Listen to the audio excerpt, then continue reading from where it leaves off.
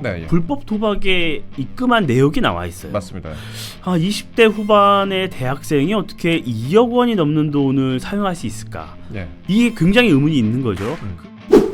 이번 대선 특히 여성 비하가 특히 주요 이슈가 되고 있습니다.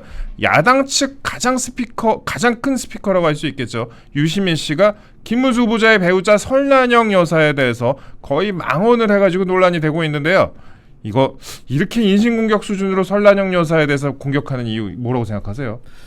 저는 처음에 이 얘기를 들었을 때요. 예. 굉장히 왜곡되고 편협하고 어떻게 이런 발상을 할 수가 있느냐 굉장히 좀 경악스러웠어요. 그 내용 먼저 저희가 한번 다뤄볼까요? 예. 그 내용이 뭐냐면 예. 이 유튜브 방송이에요. 예. 우리 김어준 씨가 하는 유튜브 방송에 나와서 예. 이 설란영 씨가 설란영 씨와 이제 김문수 후보가 과거에 노동운동을 함께하던 시절에 네. 소속된 어떤 회사명을 언급을 하면서 네. 김문수 후보 같은 경우에는 이 서울대 경영학과 재학 중에 위장 취업을 해서 노동운동을 했었죠. 예, 그렇죠. 설란영 씨 같은 경우에는 세진전자라는 곳에서 전남 순천에서 순천여고를 졸업하고 서울에 올라와서 노조위원장을 하고 있었어요. 예. 유시민 씨도 과거에 같이 김문수 우리 후보님과 같이 노동운동을 했었죠. 굉장히 이 당시의 상황을 잘 알고 있습니다. 예. 그런데 유시민 씨의 발언은 김문수 후보 같은 경우에는 서울대 재학 중에 노동운동을 했고 이 설란영 여사 같은 경우에는 고등학교를 졸업하고 노동운동을 참여했기 때문에 차이가 있다. 두 사람의 어떤 이 지위나 어떤 감정적으로 차이가 있다. 이런 것이었어요. 학출하고 찐 노동자 뭐 그 정도 차이다 이런 거 아니에요? 성골과 진골이 나눠진다 이런 식의 개념이었어요. 네. 그런데 이 설란영 여사가 노동운동을 하면서 서울대학교 학생인 김문수 후보와 만나서 결혼을 했고 그 이후에 김문수 후보가 국회의원도 경기도지사를 하고 현재로 대통령 후보자가 된 상황이기 때문에 굉장히 조금 업돼 있다 이런 식으로 표현을 한 거예요. 너무 싫다. 제가 내용을 조금만 더 설명드리면 설란영이 보기에 김문수는 너무나 훌륭한 사람이다. 본인하고 균형이 안 맞을 정도로 대단한 남자와의 혼인을 통해 내가 고양됐다고 느꼈을 것이다. 그러니까 이거 말로 설명해도 참 불쾌하네요. 저는 이 설란영 여사나 유시민 씨나 김문수 후보나 다 이 시대의 아픔을 같이 겪은 사람들이에요. 노동운동을 같이 하면서 그 시대를 극복한 분들이에요. 그리고 과거에는요, 우리 어머니 세대에는 이 삶이 어려웠어요. 그렇죠. 그래서 이 학력 공부를 굉장히 잘했지만 어떤 이 대학을 갈 수 없는 환경이 많이 있었어요. 이 시절에 그리고 고등학교까지 졸업한 분들도 그렇게 얼마 되지도 않아요. 근데 그것을 너무나 잘 알고 있겠지만 이 본인이 거기 취해 있는 것 같아요. 유시민 씨 같은 경우에는 본인도 노동운동을 했고 어떤 본인은 서울대를 나왔고 이런 부분에 있어서 과거 그 많이 희생되고 노력했던 많이 노동운동에 참여했던 분들에게 대못을 박은 거나 같다. 저는 이렇게 봅니다. 유력한 정당 대통령 후보 배우자란 자리가 설란영 인생에서 갈 수 없는 자리이기 때문에 이 사람이 지금 발이 공중에 떠 있다. 설란영 인생에서 갈 수 없는 자리이기 때문에 이 사람이 지금 발이 공중에 떠 있다 이렇게 얘기를 하면서 사람이 갈 수 없는 자리가 있나요? 그리고 저는 이 고양됐다는 표현이 굉장히 충격적이었어요. 아니 그러면 고등학교를 졸업한 여성이 대학교를 졸업한 남성을 만나면 그 남성으로부터 학습을 하고 그럼 고양이 되나요? 그러니까요. 이런 인식 자체가 그 사람을 개개인의 인격체로 바라보고 그 사람을 존중하기보다는 누군가로부터 학습을 해야 되고 되게 어떤 계급이 있다는 식으로 본인의 인식이 사로잡혀 있는 거예요. 과거 본인이 운동권 시절에 갖고 있던 그런 인식 수준이 벌써 40년이 지났음에도 불구하고 전혀 나아지지 않은 거죠. 계급제 사회예요? 계급제 사회. 그러니까 그 진보 정부에 몸담았던 분들 본인들이 노동운동, 학생운동을 하면서 대한민국을 민주화로 이끌었다는 선민의식에 젖어 있는데 정작 그 이면에는 진정한 민주화나 인권, 여성 인권 이런 부분에 있어서 전혀 인식이 나아지지 않은 현실과 유리된 이런 부분을 극명하게 보여주는 거라고 봅니다. 맞습니다. 그런 부분을 딱 굉장히 짧은 단어를 통해서 굉장히 짧은 문장을 통해서 여실히 잘 드러내고 있는 거 아닌가 하는 생각이 드는데 영분이 될 수 있다는 생각에 그래서 한마디로 제정신이 아니라는 뜻이다라는 얘기도 하고 그다음에 김어준 씨가 박근혜 전 대통령 탄핵 때 처음에는 찬성하다 어느 순간 그 김문수 후보가 지지자로 돌변했다라고 하자 그 시점 이후에 김문수는 그냥 할배, 그 할배가 대통령 후보가 된 건 사고다 이런 식으로 노인 비하까지 한 번에. 그러니까 이게 여성 비하, 학력 비하, 노동자 비하, 노인 비하까지 그냥 한 번에 야 이렇게 비하를 하기도 힘들 것 같습니다. 원래 이 선거 막판 되면 네. 굉장히 몸조심을 합니다. 예. 이재명 후보 같은 경우에는 이 지지율이 초반부터 높았기 때문에 네. 굉장히 부자 몸조심을 했어요. 그렇죠. 언론 인터뷰도 거의 하지 않았고 어떤 이 방탄의 성을 쌓고 대중과의 접촉은 최소화했어요. 예. 그럼에도 불구하고 여러 실수를 했잖아요. 그렇죠. 근데 이제 설화를 이재명 후보가 빚으면서 지지율이 추락을 해왔는데 네. 이 단계에서 정점을 찍은 겁니다. 유시민 후보. 근데 유시민 씨 같은 경우에는 이 상습범이에요. 아 그렇죠. 이분은 예. 뭐 예전에 뇌 발언도 있었잖아요. 그러니까요. 예. 그 과거에 이제 60대 이상은 중요한 자리에 가면 안 된다. 60대가 되면은 뭐 뇌가 썩는다는 뇌세포가 식으로 어쩌고, 예. 발언을 했었죠. 예. 뿐만 아니라 또 2030 남성을 또 비하하는 발언을 했어요. 맞아요. 지난 대선 때도 2030 여성들은 제 몫을 했다. 그 제 몫을 했다는 이유는 이제 이재명 후보를 찍었다는 거죠. 네. 근데 2030 많은 남성들이 윤석열 전 대통령을 찍었기 때문에 문제가 있다는 식으로 발언을 했어요. 네. 자, 선거철만 되면 나오는 이런 비하 발언을 단골로 하시는 분이에요. 진짜 전 발언대로면 정말 궁금한 게 아니 그러면 설란영 여사 인생은 어디까지 가야 되는 거예요? 그러니까 고등학교 나와가지고 영부인을 못한다면 어디까지 가야 되는 거지? 뭐 고졸 인생은 어디까지 가야 됩니까? 예전에 노무현 전 대통령도 고졸이었잖아요. 뭐 그런 부분이 있죠. 네. 뿐만이 아니라 노무현 전 대통령 같은 경우에도 고졸임에도 불구하고 사법고시를 해서 대통령 관열에 올랐고 그 노무현 전 대통령의 부인 역시도 그렇게 학력이 높지 않았어요. 고등학교 중퇴예요. 예. 네. 예. 그럼에도 불구하고 그 자리에 있었죠. 근데 이 유시민 씨는 바로 그 노무현 정부에서 장관을 했어요. 맞습니다. 예. 그러니까 그런 걸 너무 잘 아는데 이 김문수 후보와 설라영 여사를 비판을 하려고 하다 보니까 이런 무리수까지 둔 거라고 저는 봅니다. 예, 그렇습니다. 그 김문수 후보 같은 경우에는요, 유시민 씨의 여동생 유시주 씨와 함께 보안사에 끌려가서 또 고초를 겪은 사이기도 합니다. 예전에 이제 80년대 당시에 이제 설란영 여사가 끌려간 사람들 구명 운동에 또 적극적으로 나서기도 했었는데 대체 이런 발언을 하는 이유가 무엇인지 잘 모르겠습니다. 그래서 대변인님이 어제 성명서를 내셨길래 저희가 이 부분을 처음으로 좀 여쭤봤습니다. 그리고 저는 여러 가지 좀 생각이 드는 게 이번에 여성 비하, 학력 비하, 노동자 비하, 노인 비하 이렇게 한 번 했잖아요. 그 야권에 굉장히 큰 스피커가 이렇게 발언을 했는데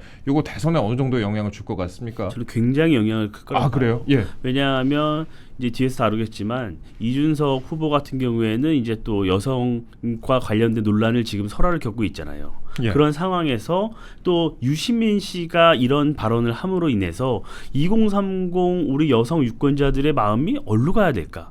굉장히 갈팡질팡할 것 같아요. 예. 그래서 저는 이런 부분은 이런 부분이 논란이 계속 커지다 보면 이 투표장에 안 갈 수가 있어요.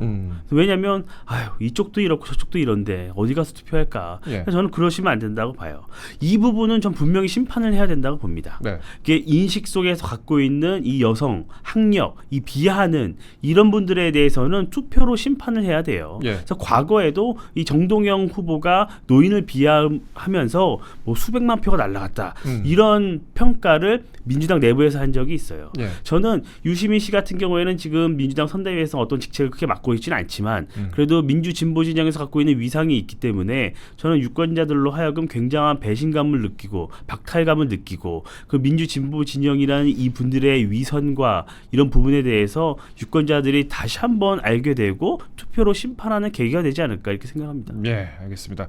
당시에 이제 참고로 이제 설란영 여사 같은 경우에 순천여고 나왔거든요. 순천여고면은 당시에 상당히 명문학교예요. 굉장히 명문이죠. 명문학교인데 그런 명문학교를 나온 사람에게조차 이런 식으로 얘기를 하고 있습니다. 당시에 그러면은 고등학교도 가시지 못한 분들, 가정 환경이 굉장히 어려웠고 그런 분들이 태반이었는데 그런 분들의 인생도 어디까지 정해져 있는 건지 이거는 진짜 좀 개탄하지 않을 수가 없는 그런 발언이었습니다. 유시민 씨 같은 경우에는요. 예. 과거의 노동운동 전력에 대해서도 논란이 많았어요. 네. 왜냐하면 이 김문수 후보 같은 경우에는 노동운동의 전설로 불리죠. 네. 특히나 이 대공분실에 끌려가서도 이 동지들을 부르지 않았다. 이게 굉장히 유명한 겁니다. 예. 한 2년여간 복역을 하고 수용생활을 하고 모진 고문을 당했지만 네.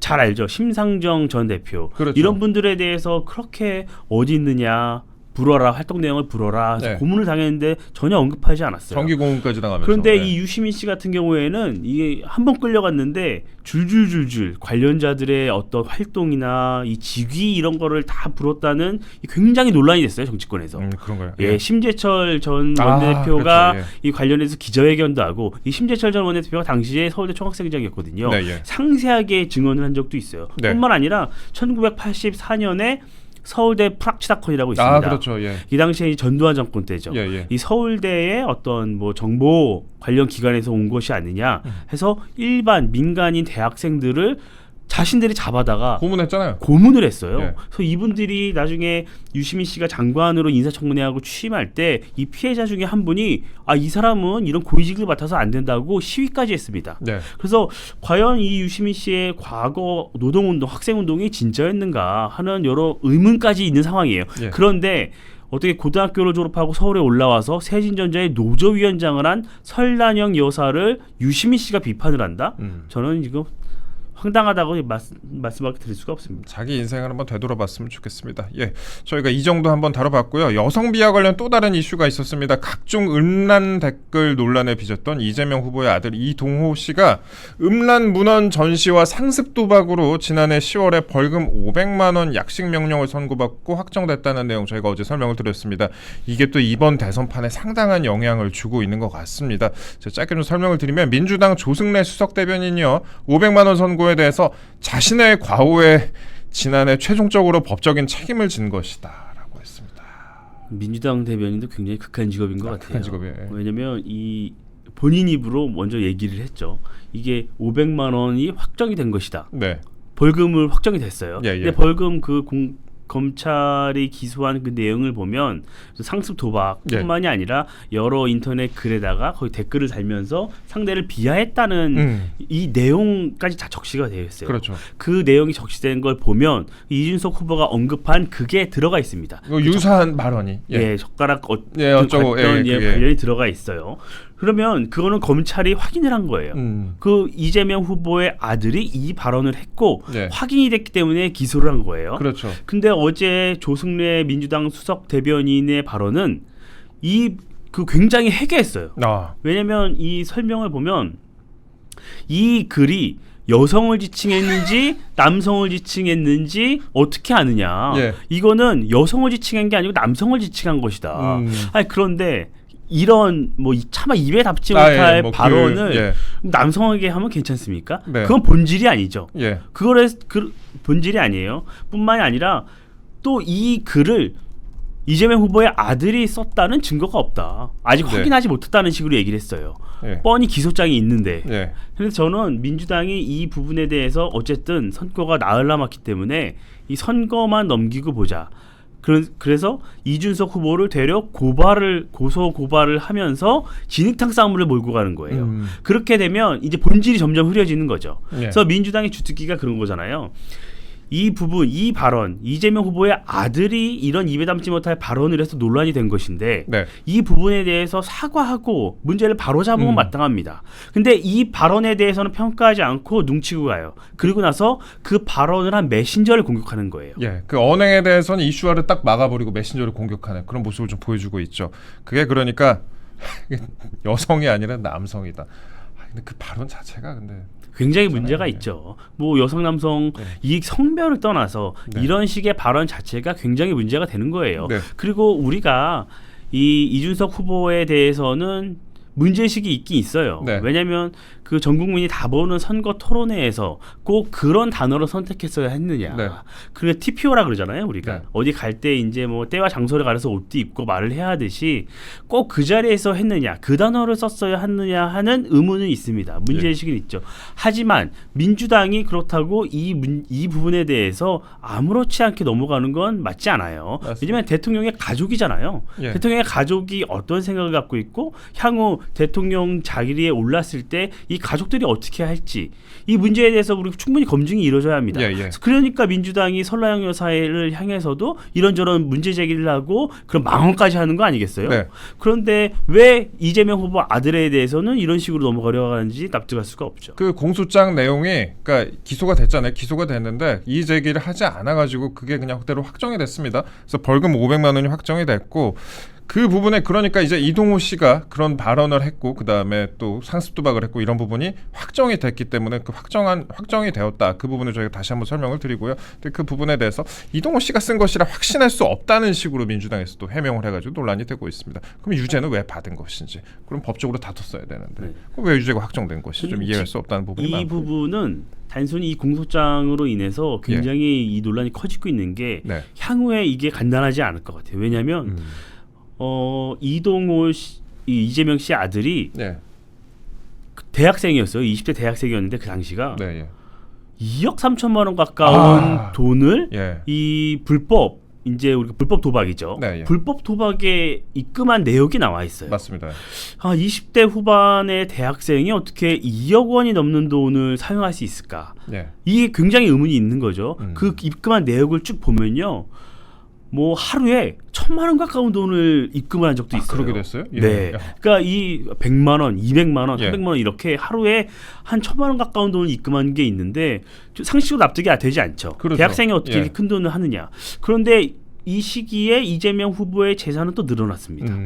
그러니까 이런 걸 보면 이 자금 축처가 굉장히 의심이 되는 거예요. 재산이 지금 뭐 400만 원도 되지 않는다고 예전에 이제 재산 신고했을 때 아들 재산이 390만 원 그랬던 거 같아요. 400여만 원이 됐는데 그러니까 본인 재산은 얼마 되지 않는데 본인 재산의 수십 배가 되는 돈을 불법 도박에 사용했다. 그럼 자금 축처는 어디인 것인가? 굉장히 의문이 남을 수밖에 없죠.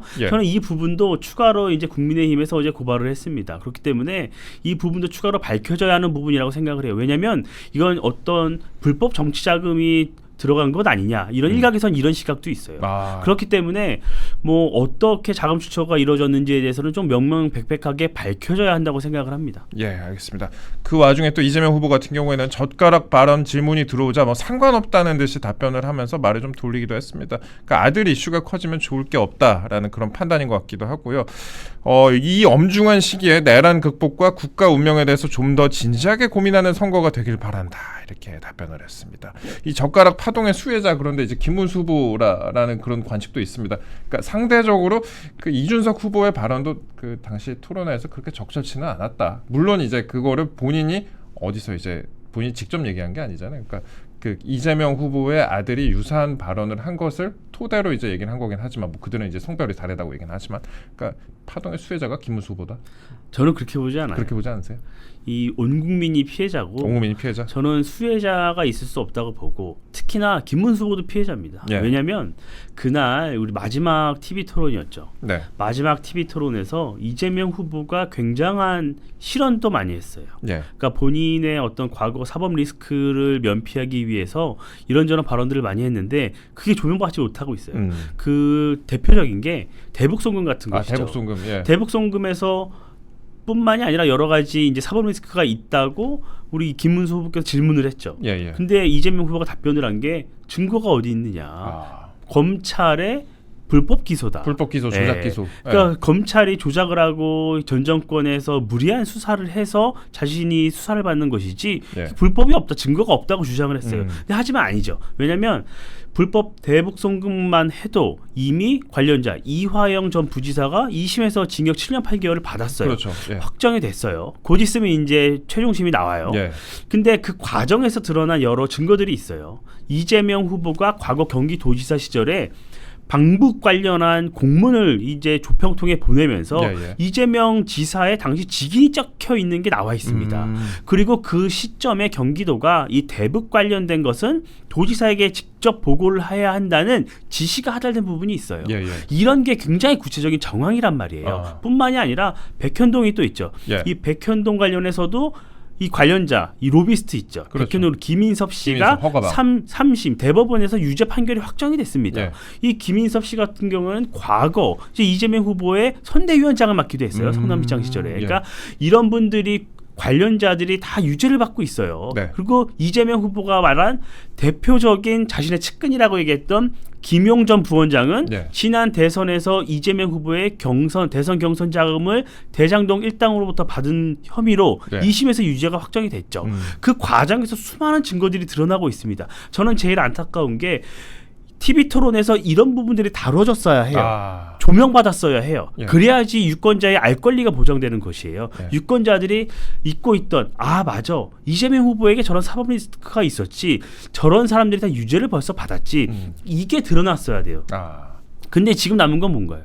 아들의 문제만. 젓가락 발언만 남아있죠. 저는 김문수 후보가 피해자다. 이 국민 모두가 굉장히 피해자라고 저는 생각을 합니다. 예, 그렇습니다. 그 젓가락 발언에 대해서 저희가 짧게 좀 다뤄봤는데 이재명 후보가 어제 이제 젓가락 논란에 대해서는 침묵을 좀 했는데 오후에는 페이스북에 글을 올렸습니다. 제가 사진 하나 띄워드릴 건데요. 양두구육 이준석 결국 후보 포기할 것 확신한다라는 글을 올렸습니다. 당권과 선거비용 대납이 조건이다 이렇게 밝히기도 했고 김인석 최고위원 역시 곧 단일화가 발표될 것이다라고 했는데 지금 그런데 단일화가 약간 무산된 상황이잖아요. 단일화가 아예 무산된 상황 같은데 이런 내용을 올리는 이유가 뭘까요? 이거 물타기 하는 건가요? 민주당 같은 경우에는 이 일각에서는 그런 분석을 하죠. 네. 이준석 후보가 이재명 후보의 표를 일부 빼앗아 간다. 이렇게 개혁신당의 주장입니다. 그게. 그래서 이제 후보 3명에서 경쟁을 할 수 있다는 주장인데요. 네. 그러니까 이재명 후보나 민주당 같은 경우에는 이준석 후보나 국민의힘이나 한데 묶어서 비판을 하고 싶은 거예요.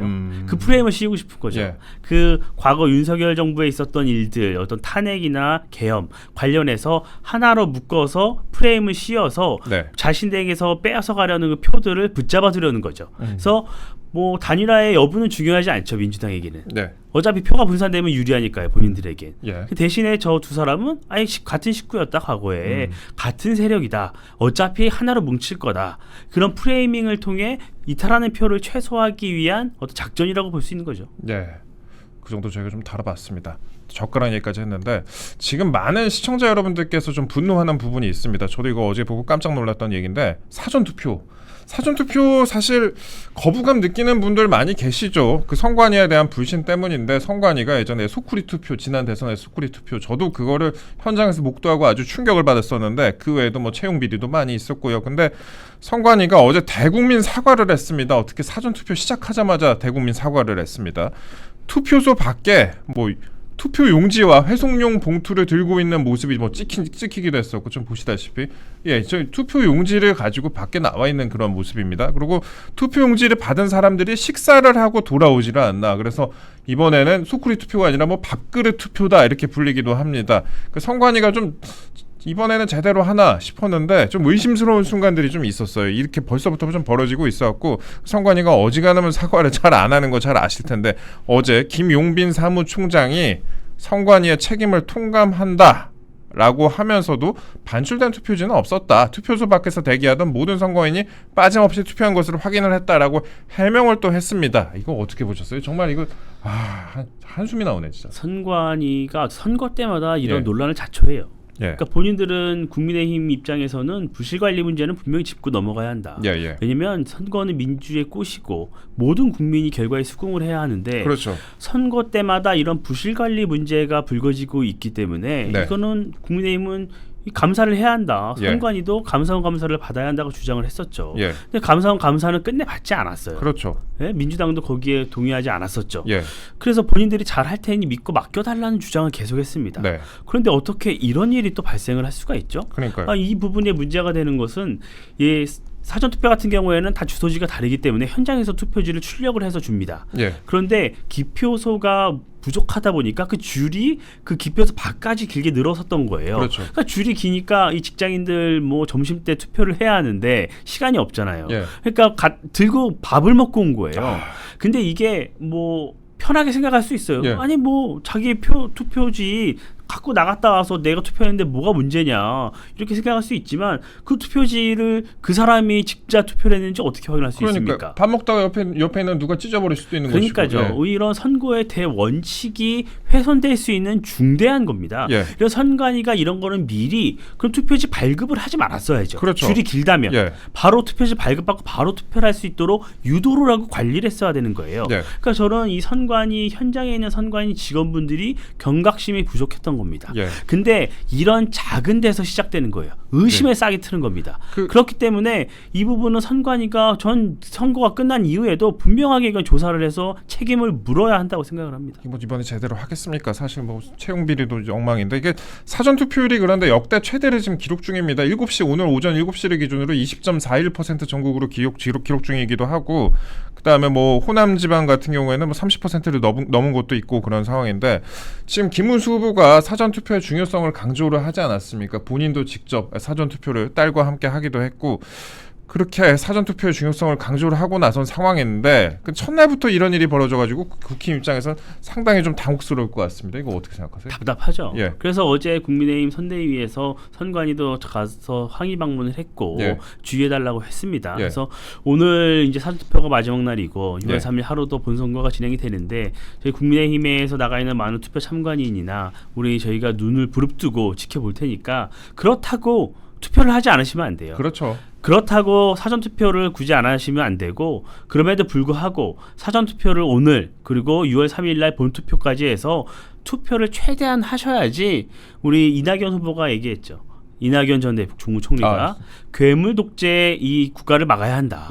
우리 괴물 독재 국가를 막는데 필히 동참을 해주셔야 한다. 이런 말씀드립니다. 그게 그러니까 본투표를 하실 수 있는 분 100% 하실 수 있는 분들이 계시다면 본투표를 해야겠지만 이게 사람이 100%라는 게 없잖아요. 그러니까 사전투표에 대해서 안심하고 좀 할 수 있게끔 좀 여건이 만들어져야 되는데 김문수 후보도 그래서 그 사전투표 이준석 후보나 뭐 이재명 후보도 다 사전투표를 했습니다. 그만큼 이제 사전투표에 대해서 강조를 하고 있는데 첫날부터 좀 이런 일이 벌어서 굉장히 좋지 않은 상황이다라고 좀 저희가 설명을 드렸는데 그러함에도 불구하고 사흘 동안 투표를 하는 곳이 있다면은 사흘 동안 투표를 하는 상대방이 있고 그다음에 이쪽에서는 하루만 투표를 한다면 그 차이는 또 엄청날 것입니다. 이제 사전 투표가 이제 분산 투표 형식으로 바뀌고 있어요. 과거에는 사전 투표를 통해서 어떤 투표율이 높아졌는데요. 과거 이제 지난 대선과 지지난 대선 총선을 보면 투표율은 거의 비슷합니다. 70% 후반대로 비슷한데 이제 투표하는 날짜가 나눠지는 거죠. 그렇기 때문에 분산 투표가 있는 거예요. 왜냐하면 투표 당일에 어떤 일이 생길지 모릅니다.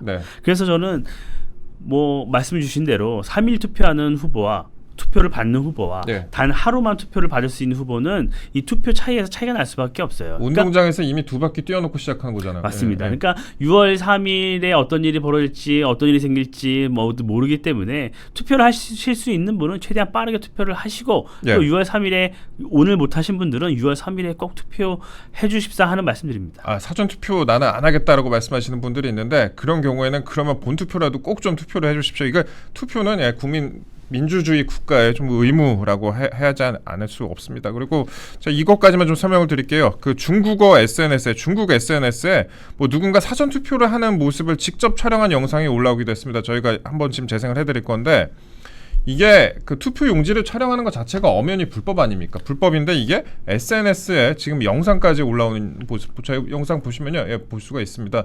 그러니까 직접 투표지를 발급을 받아서 그 다음에 투표까지 하는 그런 영상을 볼 수가 있습니다. 그 투표용지 직접 도장까지 찍고 그 다음에 투표까지 하는 그런 영상을 볼 수가 있는데 지금 보시죠, 나오잖아요. 그래서 지금 저 영상을 보시면은 이 정도로 선관위가 지금 선거 관리를 제대로 못 하고 있는가 그런 생각이 좀 들게 합니다. 이게 특히 중국 사이트까지 이게 올라가다니.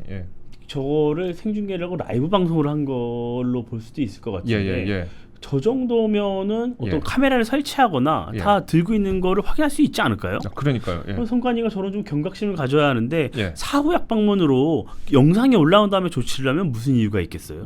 존재하는 이유가 뭐가 있겠어요? 현장에 계신 분들이 바쁘더라도 저런 건 잘 보고 바로 조치를 해야 됩니다. 그렇습니다. 저희가 이제 중국 SNS 말씀을 드렸는데 중국인이 투표를 했다라고 단정 지을 수는 없는 것이죠. 이제 중국 SNS를 활용을 하는 우리나라 사람이 우리나라 국적을 가진 사람이 아마 투표를 하지 않았을까 그렇게 관측이 되는데 이 부분에서 제일 쟁점이 되는 거는 이 정도로 선관위에서는 관리를 제대로 못하고 있다라는 부분입니다. 사전 투표에 대해서 지금 상당히 의구심을 가지신 분들 계신데 그래도 지금이라도 두 눈을 부릅뜨고 감시를 좀 하고 그 다음에 본투표가 좀 어려우신 분들이 계시다면 그래도 사전투표라고 나서달라 그 정도 말씀 좀 드려야 될 것 같아요. 예, 안 그렇습니까? 네, 국민의힘에서 아주 철저히 관리하겠습니다. 예. 우려 있는 거 잘 압니다. 예. 그럼에도 불구하고 사전투표도 참여하시고 본투표도 꼭 가셔갖고 우리 괴물 독재 국가 출범하지 않도록 막아주시길 부탁드립니다. 네, 알겠습니다.